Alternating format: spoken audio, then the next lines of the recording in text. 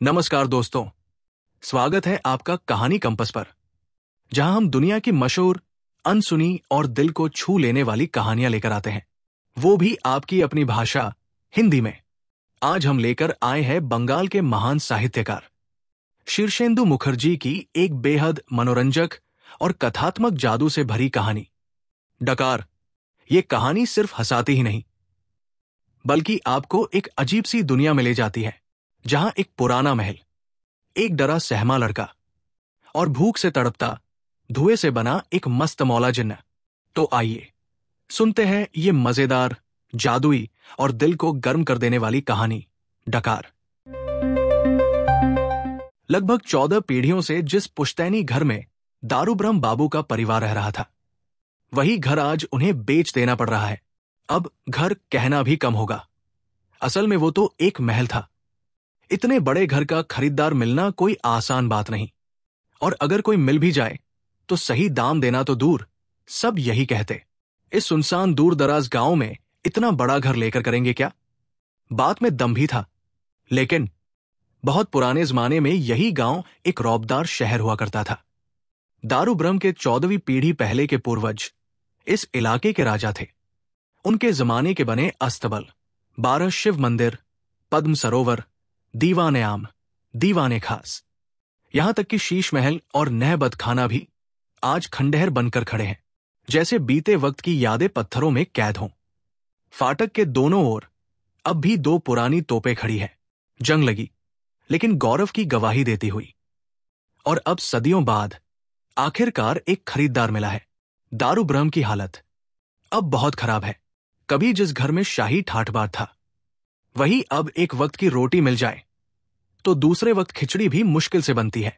उसने कभी शादी नहीं की, पिता अब इस दुनिया में नहीं रहे और मां बूढ़ी हो चुकी है। सोचा था 2 लोगों के लिए 2 मुट्ठी अनाज तो मिल ही जाएगा, पर पुश्तैनी नियमों ने जिंदगी का सारा चैन छीन लिया है। घर में अब निकम्मे बेरोजगार रिश्तेदारों की भीड़ लगी है, जो दिन रात शोर मचाते हैं और दारू ब्रह्म का सिर खा जाते हैं। सिर्फ 25 साल की उम्र में उसके बाल सफेद होने लगे हैं, जैसे उसके भीतर की हर उम्मीद टूट गई हो और हौसला भी साथ छोड़ चुका हो। मां ने उसके लिए एक लड़की देखी भी थी, पर लड़की के पिता ने साफ कह दिया कि इस कंगाल लड़के से अपनी बेटी की शादी नहीं करेंगे। दारू ब्रह्म को यह अपमान बहुत चुभ गया। जिंदगी भर की गरीबी अब उसके आत्मसम्मान पर चोट करने लगी थी। लेकिन अब जब आखिरकार कोई खरीदार मिल गया है, तो वो कुछ राहत महसूस कर रहा है। 50,000 रुपए मिल जाए तो मां और बेटा काशी जाकर बस जाएंगे, यही उनका सपना है। आखिरी बार दारू ब्रह्म उस पुराने पुश्तैनी घर को घूम घूम कर देख रहा था। वो घर जो उसकी 14 पीढ़ियों की यादें अपने भीतर समेटे बैठा था। हर दीवार, हर खंभा किसी पुरानी कहानी की गवाही दे रहा था। उसी में से एक कहानी उसके छठे पूर्वज सत्यब्रह्म की थी। सत्यब्रह्म अपने जमाने के राजा थे, पर गुस्सा ऐसा कि बस पूछो मत। कहते हैं एक बार एक मच्छर ने उनकी नाक पर काट लिया। बस फिर क्या था, वे आग बबूला होकर बोले, तोप लेकर आओ, इस मच्छर को सबक सिखाऊं मैं। तोपची भागा भागा आया और बोला, हुजूर, तोप में बारूद नहीं है। सत्यब्रह्म बोले, कोई बात नहीं, बंदूक लाओ। और फिर सुना जाता है उस दिन 100 से कम गोलियां नहीं चलाई गई। और हां, आखिर में वो मच्छर सचमुच गोली से मरा था। अब भी दरबार कक्ष की दीवारों पर उन गोलियों के निशान मौजूद हैं। दारू ब्रह्म ने अपनी हथेली उन निशानों पर फेरी, जैसे बीते हुए वक्त के यादों को महसूस कर रहा हो। दारू ब्रह्म जब अपने पुश्तैनी घर के हर कोने को देख रहा था, तो उसे अपने 9वें पूर्वज पूर्ण ब्रह्म की याद आई। वो भी क्या आदमी थे, शिकार का ऐसा शौक कि बस पूछो मत। पर जंगल जाना मंजूर नहीं, घोड़े पर बैठना नहीं, और अगर 2 मंजिल नीचे उतरना पड़ जाए तो बुखार चढ़ जाता था। उपाय स्वरूप उन्होंने दूसरी मंजिल पर ही एक कृत्रिम जंगल बनवा लिया। छत पर मिट्टी डलवाई, पेड़ पौधे लगवाए, और वहां एक पालतू बाघ रखा जाता था, जो जंजीर से बंधा रहता और गिरकर मरने का पूरा अभिनय सीखा हुआ था। अब रोज का तमाशा यह था, पूर्ण ब्रह्म बाबू बंदूक उठाते, बाघ दिखता, धाय, और बेचारा बाघ अभिनय करते हुए गिर पड़ता। सबको मालूम था बंदूक की गोली खोखली थी और बाघ पालतू, पर फिर भी हर बार लोग तालियां बजाते, और वही बाघ कई बार मर मरकर शहीद हो चुका था। दारू ब्रह्म मुस्कुरा उठा। दूसरी मंजिल पर खड़े होकर दारू ब्रह्म उस नकली जंगल के उजड़े हुए निशानों को देख रहा था, जहां कभी पेड़ पौधे, मिट्टी और वो पालतू बाघ हुआ करता था। अब बस टूटी छत, सूखी मिट्टी और सन्नाटा था। एक के बाद एक उसकी सांसें टूटती जा रही थी, जैसे लंबी लंबी आहों का तूफान उठ रहा हो। हर सांस में एक बीती पीढ़ी की याद थी, और हर आह में एक अधूरी कहानी। उसके तीसरे पूर्वज कृष्ण ब्रह्म एक जमाने में नामी पहलवान थे। सुबह शाम वे 2 मन यानी लगभग 80 किलो के 2 विशाल मुकद्दर दोनों हाथों से घुमाकर व्यायाम करते थे। उनका शरीर इस घर का गर्व था। आज भी वे दोनों मुकद्दर वही रखे हैं, दूसरी मंजिल की सीढ़ियों के पास, धूल से ढके पर अब भी गर्व से चमकते हुए। दारू ब्रह्म झुका, उन्हें दोनों हाथों से उठाया जैसे किसी अपने को गले लगाया हो, फिर आंखें बंद कर ली और यूं ही कुछ देर तक खड़ा रहा, अपने वंश की खोए हुए गौरव की याद में। तीसरी मंजिल, वो हिस्सा जहां कई सालों से कोई नहीं गया था। जमीन पर मोटी धूल की परत चढ़ी थी, छतों में दरारें, दीवारों पर सीलन, और खिड़कियां जिनमें अब लोहे की सलाखें तक नहीं बची। अंदर अंधेरे में चमगादड़ों के बसेरे थे। हर तरफ एक अजीब सी बदबू और खामोशी फैली हुई थी, जैसे हवा में भी पुरानी यादों की धूल तैर रही हो। दारू ब्रह्म ने हिचकिचाते हुए ताला खोला और दरवाजा चरमराते हुए खुल गया। अंदर कदम रखते ही उसकी नजर एक पुराने लकड़ी के संदूक पर पड़ी, और फर्श पर पड़ी टूटी झाड़ लालटेन, एक जोड़ी घिसे हुए नागरा जूते, और बगल में अधटूटी खाट। सब कुछ ऐसा लग रहा था मानो यहां वक्त कई साल पहले आकर थम गया हो। लकड़ी के उस पुराने संदूक को खोलकर दारू ब्रह्म एक एक सामान पर नजर फेर रहा था। कभी किसी पुराने कपड़े को उठाता, कभी किसी जंग लगे औजार को देखता। तभी उसके हाथ से कुछ गिरकर फर्श पर टकराया। दारू ब्रह्म चौंक गया, क्योंकि उस चीज के गिरते ही एक अजीब सी चमक उठी, और उसके बाद पतला सा धुआं उड़ने लगा। वो घुटनों के बल झुककर उस चीज को उठाने लगा, और देखा वो एक चिराग था, पुराना लेकिन किसी अनजानी चमक से दमकता हुआ। दारू ब्रह्म चिराग को हाथ में लेकर अभी ठीक से समझ भी नहीं पाया था कि उसकी आंखें अचानक फटी की फटी रह गई। उस चिराग से उठता हुआ धुआं धीरे धीरे घूमते हुए एक जगह इकट्ठा होने लगा। पहले एक धुंधली आकृति, फिर लंबी, दुबली, सूखी सी काया, और देखते ही देखते उसके सामने एक आदमी पूरी तरह खड़ा हो गया। धुआं अभी भी उसके चारों ओर लहरा रहा था, और दारू ब्रह्म की सांसें जैसे वही अटक गई। तुम कौन हो? दारू ब्रह्म घबराकर चिल्ला पड़ा। उस धुएं से बने आदमी ने एक के बाद एक 4-5 जमकर जम्हाइयां ली, जैसे अभी अभी लंबी नींद से उठा हो। फिर बेहद ठंडे, सुस्त अंदाज में बोला, मैं हूं चिराग का जिन्न। क्या बकवास कर रहे हो? मजाक करने की जगह नहीं मिली। दिन दोपहर किसी चोर की तरह घर में घुस आया है और उल्टी सीधी बातें सुना रहा है। नहीं मालिक, सच्ची बात कह रहा हूं। किसी ने बहुत दिनों से आवाज ही नहीं दी, तो 1500 साल लगातार सोता रहा। अभी अभी नींद खुली है। फिर धीरे से डरते हुए बोला, अगर इस घर में कुछ चोरी हुई हो तो उसकी मुझे कोई खबर नहीं। मैं तो बस अपनी नींद पूरी कर रहा था। दारू ब्रह्म भले ही गरीबी में जी रहा था, पर था तो बहादुर खानदान का लड़का। यूं ही किसी आदमी को देखकर डर जाने वाला नहीं। कुछ पल उसने उस अजीब आदमी को ध्यान से देखा, उसके बोलने का तरीका, उस धुएं का गायब होना, और वो पुराना चिराग। सब मिलाकर वो समझ गया कि ये आदमी झूठ नहीं बोल रहा। हो सकता है ये सचमुच किसी अजीब किस्म का चिराग हो। दारू ब्रह्म ने सोचा, आखिर उसके बाप दादाओं की भी तो हर तरह की अनोखी चीजें जमा करने की आदत थी। वो गला साफ करके बोला, अच्छा, तो तुम क्या काम कर सकते हो? वो आदमी, या कहें जिन्न, 2-3 लंबी जम्हाइयां लेकर बोला, मेरा काम 1500 साल बाद आपने जगाया है, तो अब जो आप कहेंगे वही करूंगा। लेकिन पहले से बता देता हूं, शुरू में कोई भारी भरकम काम मत दीजिएगा। अभी भी नींद पूरी टूटी नहीं है, बदन अकड़ रहा है। दारू ब्रह्म ने उसकी शक्ल देखी और मन ही मन समझ गया, ये वही अलादीन वाला जिन्न टाइप है, लेकिन थोड़ा आलसी और शुरू से ही काम टालने में उस्ताद। दारू ब्रह्म ने भौहें चढ़ाई और बोला, अरे भाई, ज्यादा नखरे मत दिखा, पहले भी बड़े बड़े काम कर चुका है, अब क्यों ढीला पड़ रहा है? किया है मालिक, बिल्कुल किया है, लेकिन इतने दिन हो गए, आदत ही छूट गई है। और फिर अभी तो जोर की भूख भी लगी है। पूरे 1500 साल लगातार उपवास किया है मैंने। देखिए तो सही, शरीर कैसे सूख कर कांटा बन गया है। फिर उसने हाथ जोड़कर कहा, पहले आप कुछ खाने पीने को दीजिए। फिर उसके बाद क्या करोगे? दारू ब्रह्म ने भौहें उठाई। जिन ने एक बेहद लाचार, लगभग मासूमियत भरी आवाज में कहा, उसके बाद जो कहेंगे थोड़ा बहुत कर दूंगा। दारू ब्रह्म का दिल खराब नहीं था। जिन की दुबली पतली, सूखी हड्डियों वाली हालत देखकर वो सचमुच दया से भर गया। वो बोला, चलो देखते हैं, कुछ खाने को है क्या? दारू ब्रह्म जिन को साथ लेकर नीचे उतर आया। घर वालों ने उसे देखा, पर किसी ने खास ध्यान नहीं दिया।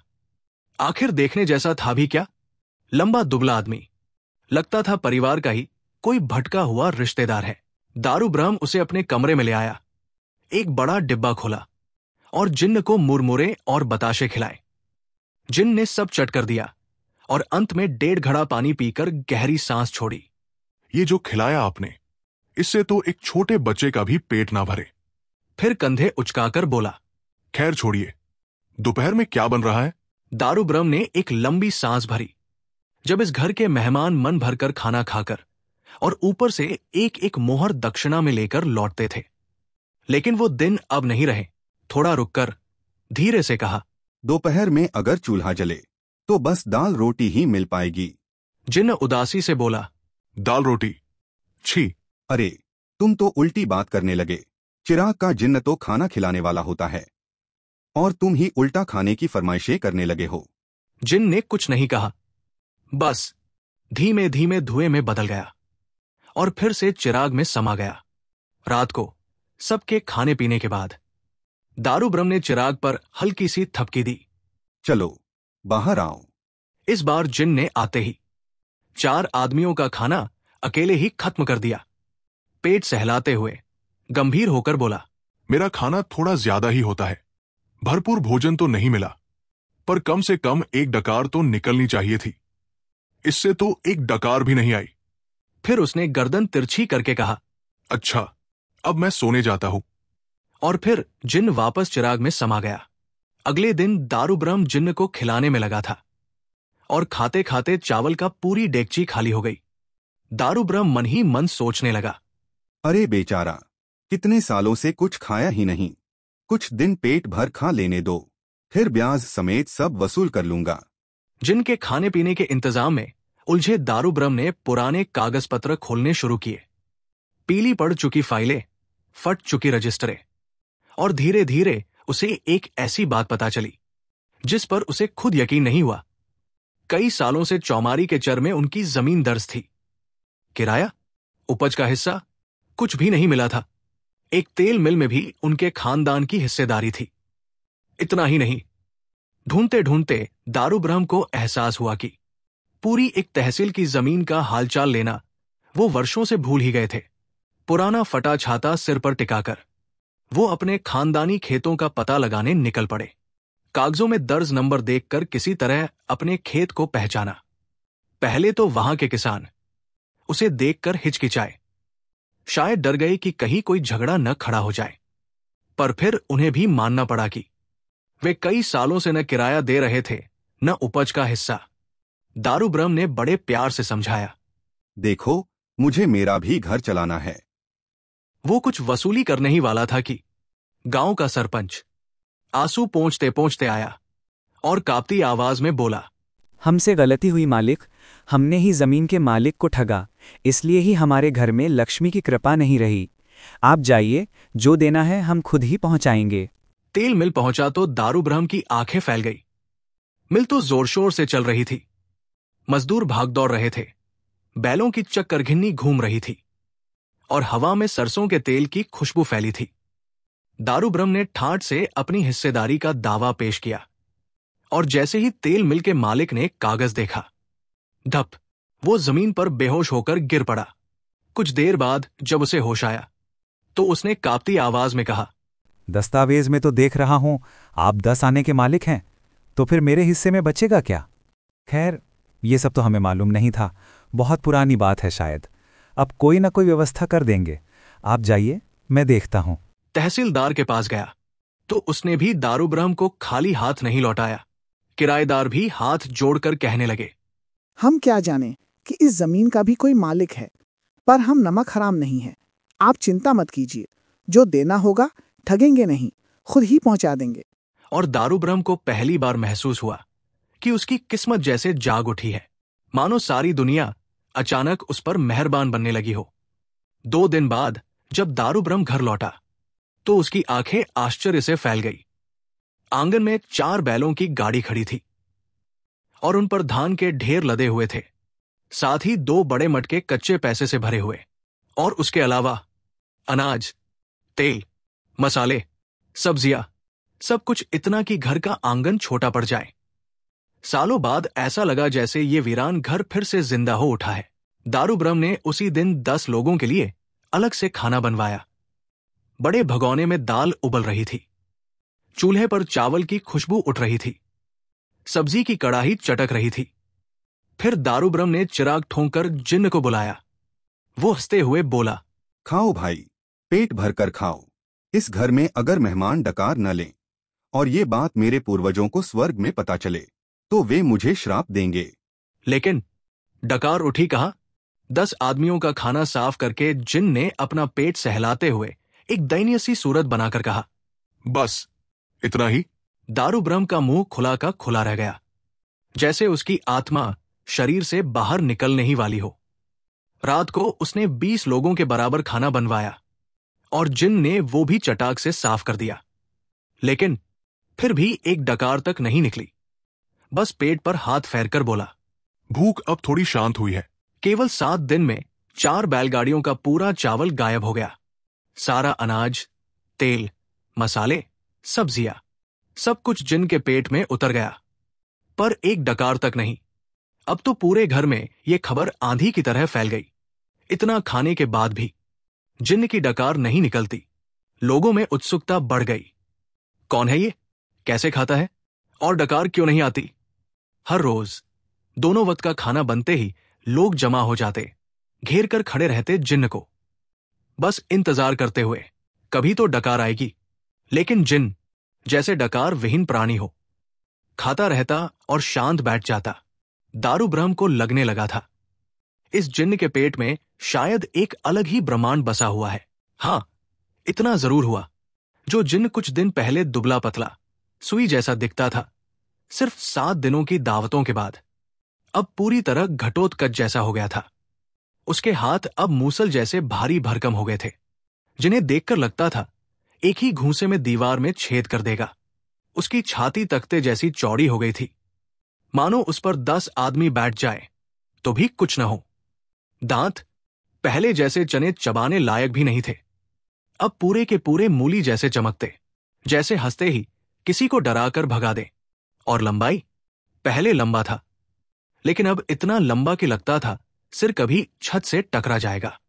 अब दारू ब्रह्म की भी जिद चढ़ गई थी। इतने बड़े राजवंश के घर में एक मामूली सा जिन्न आए, खाए पिए और फिर भी डकार न ले, ये कैसे बर्दाश्त किया जा सकता था? इस घर में जब दावत होती थी तो मेहमान 1.5 दिन तक फर्श पर पड़े रहते, खाना खा खा कर हिल नहीं पाते थे।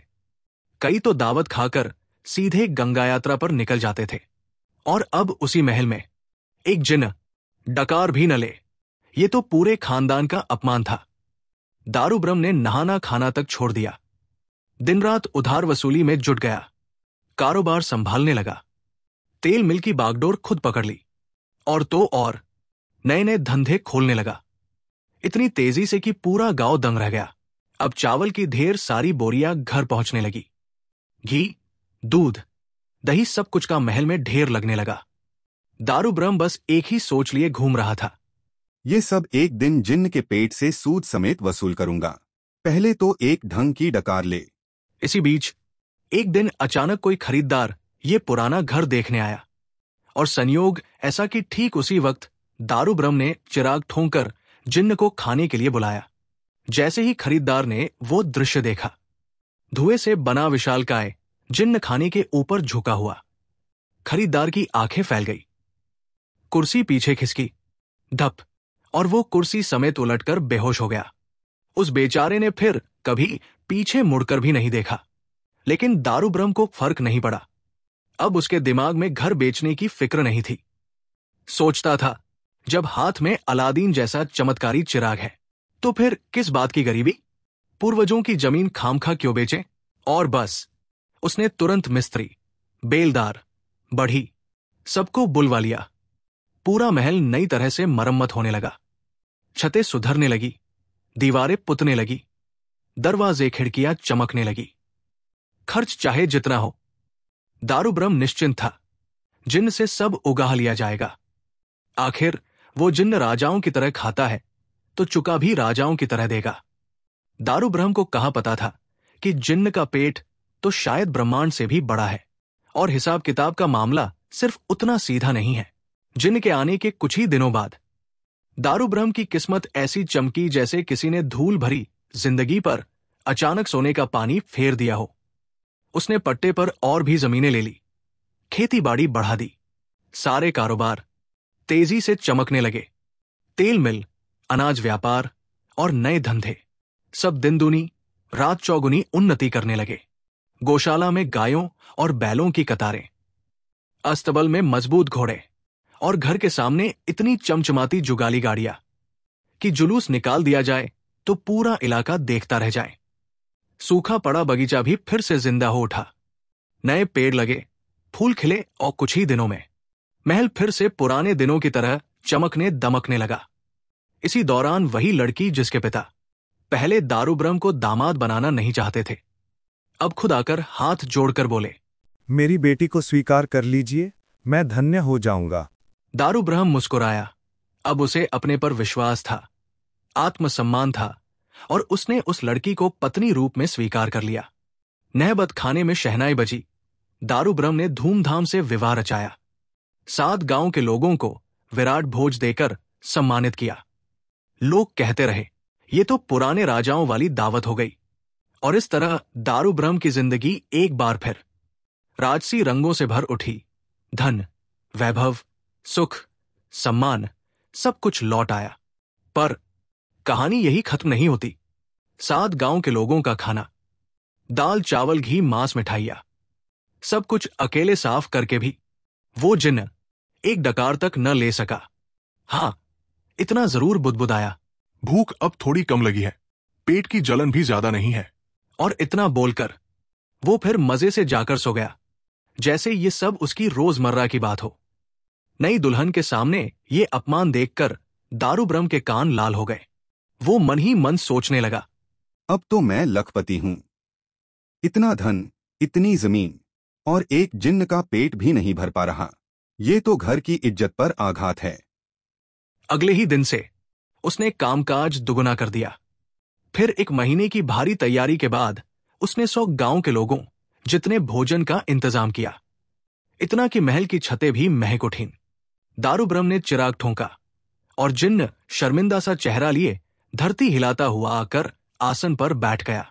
आचमन किया, हाथ से जरा सा चावल उठाया, मुंह में डाला ही था कि अचानक बिजली गिरने जैसी गड़गड़ाहट। 3 बार लगातार चारों ओर ये खबर फैल गई, आ गई, आ गई। जिन्न ने डकार ले ली, और सचमुच वो थी पूरी पृथ्वी को हिला देने वाली डकार। 7 पीढ़ियों की दावतें, 10 गांव की मेहनत और दारू ब्रह्म की तमाम कोशिशों के बाद आखिरकार जिन्न ने डकार ली। डकार लेने के बाद जिन्न सिर झुकाकर आदर से उठ खड़ा हुआ। उसके चारों ओर फिर वही हल्का सा नीला धुआं घूमने लगा, जैसे वो वापस चिराग में लौटने ही वाला हो। लेकिन तभी दारू ब्रह्म ने आगे बढ़कर उसका हाथ पकड़ लिया। जरा ठहरिए बापू, मैं तो इसी दिन का इंतजार कर रहा था। डकार तो आपने ले ही ली, अब कुछ काम धाम भी करना पड़ेगा। जिन्न ने हैरानी से उसकी ओर देखा। आपके हुक्म से तो सब करना ही पड़ेगा मालिक। फिर उसने गर्दन तिरछी करके पूछा, लेकिन बचा क्या है करने को? लोग तो मुझे देखते ही गाड़ी मांगते हैं, मकान मांगते हैं, धन दौलत मांगते हैं, और मैं सब दे भी देता हूं। लेकिन आपके हाल देखकर लगता है। जिन्न ठहर गया। दारू ब्रह्म को ऊपर से नीचे तक देखा। क्या इससे भी ज्यादा कुछ करवाना है मुझसे? जिन के प्रश्न में सिर्फ आश्चर्य नहीं था, उसमें एक तरह की समझदारी भी थी, मानो वो पहली बार दारू ब्रह्म की असली परेशानी पड़ रहा हो। और दारू ब्रह्म, जिसकी आंखों में नई बनी हुई मिले, फैले खेत, मेहमानों की दावतें और राजसी शान की तस्वीरें घूम रही थी। वो अब जिन्न को कुछ ऐसा कहने वाला था जो किसी ने भी जिन्न से पहले कभी नहीं मांगा था। जिन्न के सवाल पर दारू ब्रह्म पहली बार थोड़ा ठहर गया। आज तक उसने बस भागदौड़ की थी, कमाया, जुटाया, बचाया, दावतें करवाई, महल सजाया, पर कभी बैठकर सोचा ही नहीं था कि अब और क्या चाहिए। अब जब उसने सोचा तो उसके दिल में एक अजीब सी शांति उतर आई। वो सिर खुजाते हुए बोला, हाँ यह तो सही है, लेकिन यानी कि मतलब? जिन करुण चेहरे से बोला, मालिक, जिस घर में खाकर मेरी डकार निकल जाए, समझ लीजिए उस घर के 3 कोस के अंदर किसी भी तरह की कमी कभी नहीं रहती। अब बताइए, इसके बाद भी मुझसे क्या मांगेंगे? 1500 साल की नींद अभी अभी टूटी है, शरीर अब भी सुस्त सा, भारी सा लग रहा है। इजाजत दीजिए, फिर कुछ 1000 साल और सो लूं। दारू ब्रह्म ने एक लंबी गहरी सांस ली, जैसे वर्षों का बोझ कंधों से उतर गया हो। वो धीरे से बोला, ठीक है, ऐसा ही करो। जिन्न धुएं में बदल गया और पल भर में चिराग के भीतर समा गया।